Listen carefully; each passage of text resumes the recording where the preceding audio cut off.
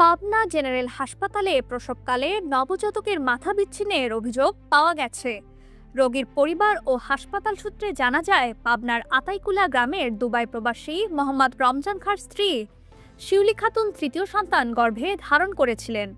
গর্ভবতী নারী প্রথম থেকে পাবনার গাইনি চিকিৎসক শাহিন ফেরদৌস শানুর নিয়মিত রোগী। মঙ্গলবার ভোরে হঠাৎ ব্যথা উঠলে পরিবারের সদস্যরা তাকে দ্রুত ডাক্তার শানুর শহরের বাসার চেম্বারে নিয়ে যান। সেখানে প্রাথমিকভাবে চিকিৎসক তাকে দেখে অবস্থা জটিল মনে করে দ্রুত হাসপাতালে ভর্তি হওয়ার পরামর্শ দেন।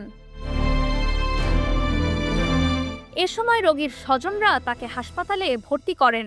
হাসপাতালে ভর্তির পরে চিকিৎসক দীপা মর্জিনা রোগীকে প্রাথমিক পরীক্ষা করে পেটের বাচ্চাকে মৃত বলে জানিয়েছিলেন।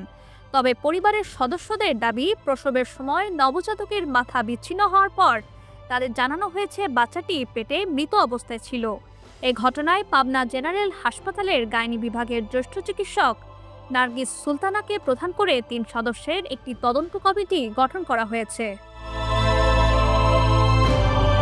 Nasim Taslim Rahman, Dhaka West news.